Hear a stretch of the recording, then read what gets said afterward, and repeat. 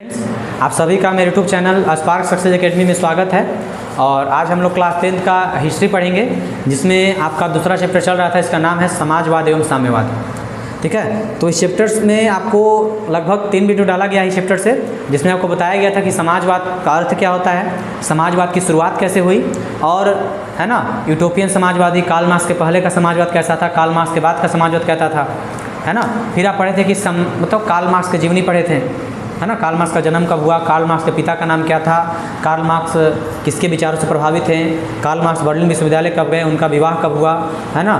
Frederick angles से उनका मुलाकात कब हुई, ठीक है। दास कैपिटल का रचना कब किया गया, उनके सिद्धांत क्या थे, प्रथम अंतर्राष्ट्रीय सम्मेलन कब हुआ, उनका नारा क्या था, उनका मृत्यु कब हुआ। तो इस तरीके से कार्ल मार्क्स के बारे में पढ़े। फिर आप पढ़े थे रूसी क्रांति यानी बोल्शेविक क्रांति, ठीक है, जिसके कारण था कृषक दास प्रथा, है ना। मतलब कहने का मतलब इसका प्रमुख बहुत सारा कारण था, जैसे कि है ना कृषकों की दयनीय स्थिति, जार की निरंकुशता, है ना, मजदूरों की दयनीय स्थिति, औद्योगिकरण की समस्या, विदेशी पूंजी का अभाव, है ना, विदेशी घटनाओं का प्रभाव, लाल रविवार खूनी रविवार घटना पढ़े, है ना।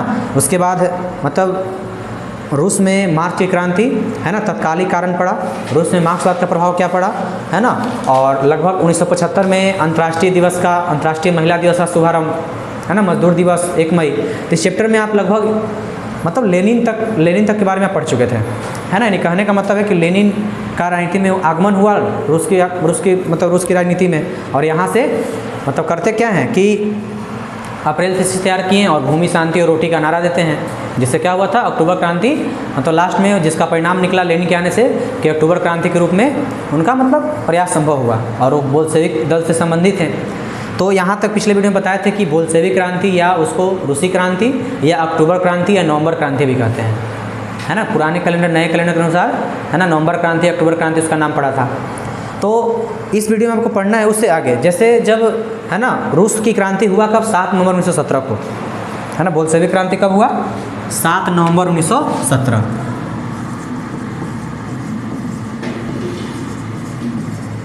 तो जब बोल्शेविक क्रांति हुआ 7 नवंबर 1917, यानी कि इसको नवंबर क्रांति भी कहते हैं, 7 नवंबर 1917, और पुराने कैलेंडर के अनुसार 25 अक्टूबर 1917, क्योंकि पुराना कैलेंडर 13 दिन पीछे चलता था इस कारण से। तो जब रूस में जब क्रांति हो गया, है ना, तो इसके बाद यहाँ पे जितने भी मतलब बागडोर आ गया किसके हाथों में, बोल्शेविकों के हाथ में, जिसके अध्यक्ष कौन थे, बोल्शेविकों के अध्यक्ष कौन हुए, लेनिन थे। याद रखिएगा ये भी पॉइंट, लेनिन जो थे बोल्शेविक दल से संबंधित थे, और बोल्शेविक दल के अध्यक्ष यानी कि बोल्शेविकों के अध्यक्ष,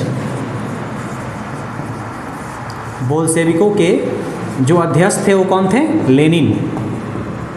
ठीक है, तो लेनिन के हाथ में सत्ता आ गया, है ना। और लेनिन के हाथ में जब सत्ता आता है तो ट्रॉट्स्की को विदेश मंत्री बनाया जाता है। इस तरह से विश्व में पहली बार शासन किसके हाथ में आ गया, है ना, सर्वहारा वर्ग के हाथ में। बताया था ना सर्वहारा वर्ग का मतलब क्या था, जिसमें किसान, गरीब लोग, मजदूर लोग आते थे, उसे सर्वहारा वर्ग कहते हैं, जो सभी तरीके से मतलब हारा हुआ है, भूमि से किसान, मैंने भूमि से मतलब हर चीज़ से, पूंजी उनके पास कुछ था नहीं। तो विश्व में जब पहली बार सर्वहारा वर्ग का शासन आया, तो सत्ता पर कब्जा लेते ही जब लेनिन सत्ता में आते हैं, सत्ता पर कब्जा करते हैं, तो लेनिन के सामने कई जटिल समस्या थी। क्योंकि उस समय जो प्रथम विश्व युद्ध चल रहा था, है ना, तो रूस उसी साल 1917 में ही प्रथम विश्व युद्ध से हट गया था, अलग हट गया था। लेनिन का सबसे पहला समझदारी वाला काम, क्योंकि लेनिन चाहते थे कि अगर रूस अगर प्रथम विश्व युद्ध में सम्मिलित रहे तो रूस का जो आर्थिक व्यवस्था था दिन प्रतिदिन और गिरते जाएगा। इसलिए सबसे पहले वो अपने आप को प्रथम विश्व से अलग करते हैं, है ना, जिसके फलस्वरूप मतलब सोवियत रूस को लगभग अपने 1/4 लगभग भूमि गंवाना भी पड़ा, है ना। और उन्होंने आंतरिक समस्याओं पर ध्यान दिया, क्योंकि लेनिन का ध्यान यही था कि लगभग जो समस्या हमारे जड़ को कमज़ोर कर रहा है, यानी कि जो समस्याएं, कहने का मतलब है कि जो रूस की कमजोरी, आंतरिक कमजोरी थी, लेनिन उस पर ज़्यादा ध्यान दिए, है ना। और इसीलिए ट्रॉट्स्की के नेतृत्व में एक लाल सेना का गठन किया जाता है। तो याद रखिएगा कि लाल सेना का गठन किसके नेतृत्व में हुआ, तो ट्रॉट्स्की के नेतृत्व में, ठीक है, ट्रॉट्स्की के नेतृत्व में, ठीक है। तो ट्रॉट्स्की के नेतृत्व में लाल सेना गठन हुआ, और इसके बाद है ना लाल सेना ने मतलब सफलतापूर्वक विदेशी हमले का सामना भी किया, और आंतरिक विद्रोहों को दबाने के लिए एक गुप्त पुलिस संगठन, है ना, क्या बनाया गया, एक गुप्त पुलिस संगठन बनाया गया, जिसका नाम था चेका। गुप्त पुलिस संगठन बनाया गया जिसका नाम क्या पड़ा, चेका पड़ा।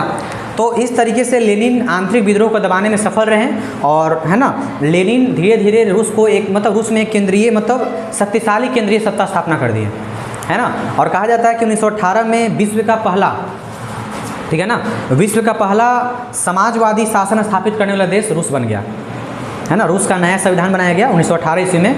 विश्व का पहला अगर कहीं समाजवादी शासन स्थापित हुआ तो कहाँ हुआ था? रूस में, यानी कि 1918 ईस्वी में है ना। 1918 ईस्वी में विश्व का पहला समाजवादी शासन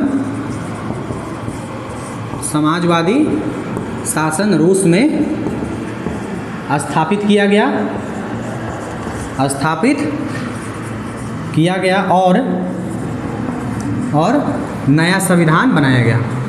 तो ये पॉइंट याद रखिएगा, पूछेगा कि विश्व का पहला समाजवादी शासन स्थापित करने वाला देश कौन है? तो रूस। उसका नया संविधान कब बनाया गया? तो 1918 ईस्वी में। और यहीं से रूस जो था है ना, इसके बाद रूस क्या हो गया? यूएसएसआर, जिसका नाम जानते हैं सोवियत, है ना, मतलब सोवियत समाजवादी गणराज्यों का समूह। तो यहाँ से लेनिन एक नए प्रतिनिधि सरकार का स्थापना करते हैं और राजनीतिक संगठन के निचले स्तर पे है ना, मतलब हर तरीके से सोवियत नामक संस्था बनाई गई और कहा जाता है कि लेनिन उसके अध्यक्ष बन गए, क्योंकि बोल्शेविक के अध्यक्ष लेनिन ही थे। और लेनिन मतलब जो थे है ना, हर तरीके से राजनीतिक सत्ता को मजबूत किए रूस का, है ना। और वहाँ पे जितने भी है ना, लेनिन जो नए संविधान लागू किए तो नए संविधान के अनुसार वहाँ पे जितने भी युवक जो थे 18 साल से ऊपर थे उन्हें मतलब वयस्क मताधिकार यानी कि चुनाव में वोट देने का अधिकार मिल गया। तो इस तरीके से मतलब जो अपना उत्पादक श्रम द्वारा चलाते थे उन्हें बहुत सारे अधिकार भी दिए गए, है ना। और शिक्षा, मतलब जब नया संविधान बना तो शिक्षा पर बैंक, बड़े बड़े सबको, परिवहन, रेलवे, सबको राष्ट्रीयकरण कर दिया गया।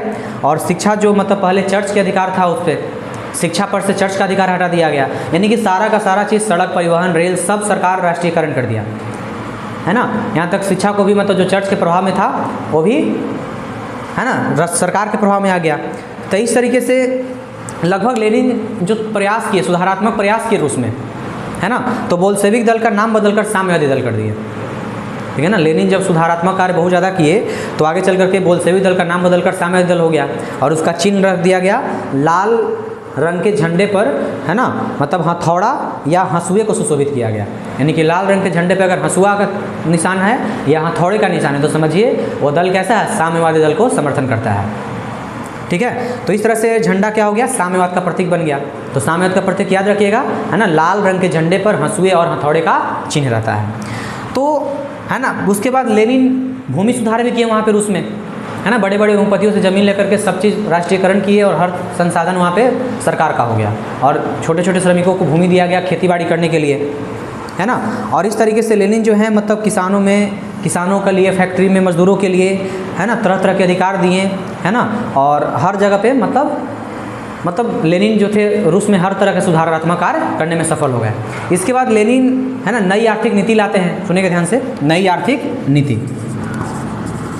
इसके बाद 1921 ईस्वी में नई आर्थिक नीति लेनिन लेकर के आते हैं। कब आया? 1921 में, ठीक है। क्योंकि लेनिन जानते थे कि देखिए मतलब एक साथ सारे पूंजीवादी व्यवस्थाओं से टकराना संभव नहीं, इसलिए मार्क्सवादी सिद्धांतों के साथ इनको समझौता करना पड़ा, है ना।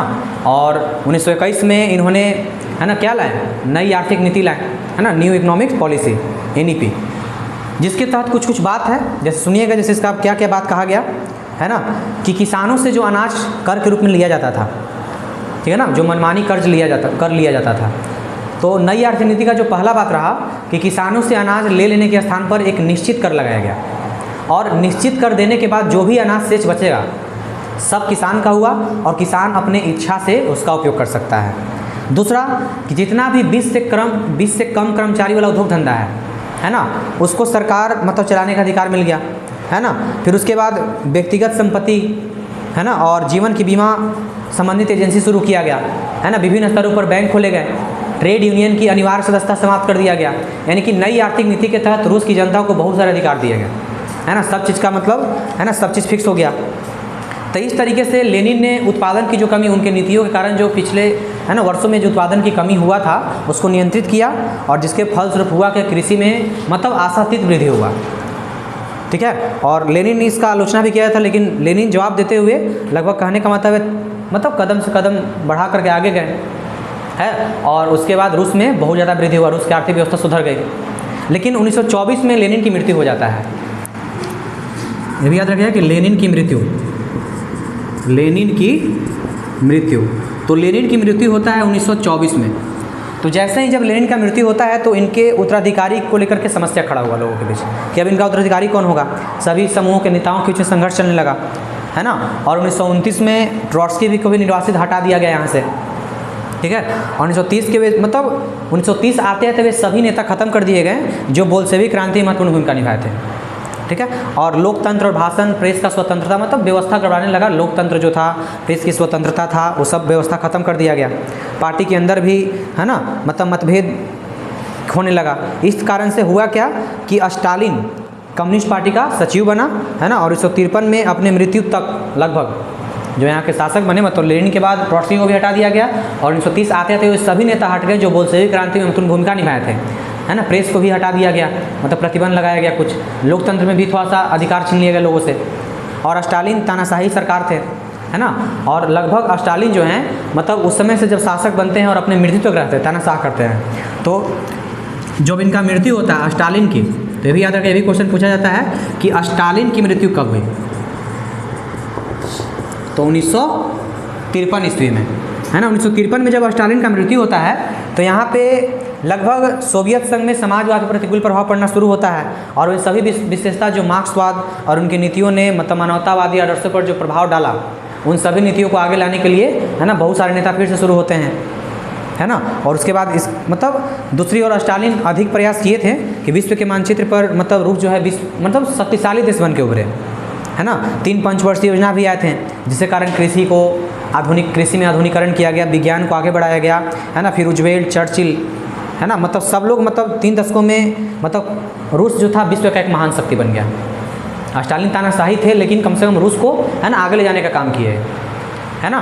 और रूस जो था विज्ञान के क्षेत्र में, तकनीक के क्षेत्र में और कृषि के क्षेत्र में काफ़ी ज़्यादा आगे आ गया, ठीक है। तो इस तरीके से आपका जो मतलब लगभग स्टालिन तक, है ना, कहानी वो ख़त्म, है ना। कहने का मतलब स्टालिन के मृत्यु के बाद यहाँ पे कुछ स्थिति और सुधरने लगा, ठीक है। तो अगर हम देखें रूसी क्रांति का प्रभाव, ठीक है, तो देखिए इसके बाद देखिए टॉपिक बच रहा है आपका रूसी क्रांति का प्रभाव, ठीक है।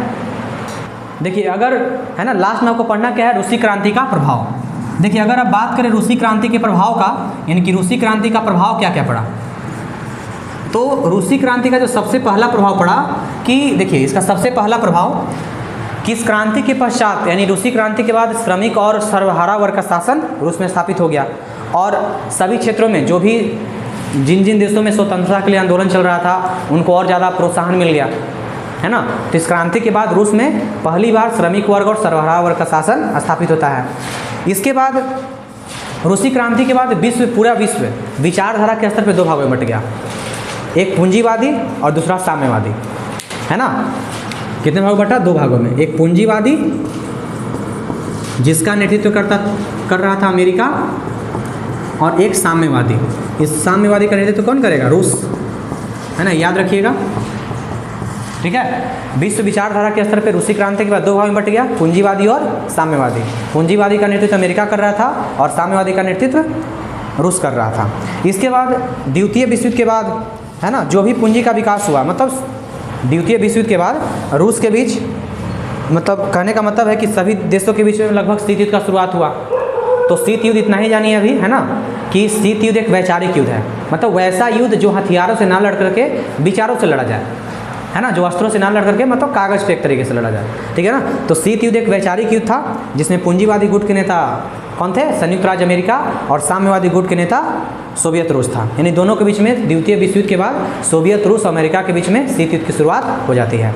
दूसरा कि रूसी क्रांति के बाद अभी बताएं कि एशिया और अफ्रीका में जितने भी देश औपनिवेशिक, मतलब जहाँ पे कोई अन्य देश जाके शासन कर रहे थे, जो गुलाम थे, उनको भी प्रोत्साहन मिला, उन देशों में भी क्रांति और ज़्यादा तेज हो गई, ठीक है। तो इस तरीके से रूसी क्रांति जो था, है ना, राष्ट्रीय आंदोलनों को बढ़ावा दिया। तो इस तरीके जो आपका चैप्टर था समाजवाद और साम्यवाद, है ना, वो आपका ख़त्म हो गया। और इसके बाद मतलब इसमें देखिए जितना भी पॉइंट है ना, एक पॉइंट और छूट रहा है। ये पॉइंट देखिए इसमें और लिखिएगा कि सोवियत संघ का विघटन। अगर पूछे कि सोवियत संघ का विघटन कब हुआ, सोवियत संघ का विघटन। तो याद रखिएगा दिसंबर 1991 ईस्वी में। कब हुआ था? दिसंबर 1991 ईस्वी में। ठीक है, तो रूसी क्रांति का प्रभाव समझ गए। पहला बार रूस में श्रमिक वर्ग और सरबराह का शासन स्थापित हुआ। द्वितीय विश्व युद्ध के बाद हुआ क्या कि रूस और अमेरिका में शीत युद्ध का शुरुआत हो गया। तो शीत युद्ध में याद रखिएगा पूंजीवादी का गुट का नेतृत्व अमेरिका और साम्यवादी का नेतृत्व रूस कर रहा था। इसके बाद क्या हुआ कि एशिया और अफ्रीका में चल रहे राष्ट्रीय आंदोलनों को प्रोत्साहन दिया गया। ठीक है, और पूरा विश्व विचारधारा के स्तर पे टोटल 2 भागों में बट गया। तो इस तरीके से आपका जो चैप्टर है खत्म हो गया। तब तक देखिए आप इसको नोट्स भी बना सकते हैं, है ना, और मतलब इसको लिख भी सकते हैं जो पॉइंट आपको बताया जाता है, समझाया जाता है। और नहीं तो आपको मतलब इसका नोट्स जो है टेलीग्राम के चैनल पर मिल जाएगा, है ना। इस वीडियो के डिस्क्रिप्शन में आपको लिंक डाला जाएगा। ठीक है, वहाँ से आप अपना नोट्स प्राप्त कर सकते हैं और आप याद कीजिए। और अगर आपको कोई दिक्कत होता है तो आप बताइए। ठीक है, अगले वीडियो में इसका अगला चैप्टर जो है तीसरा वो शुरू किया जाएगा। ठीक है।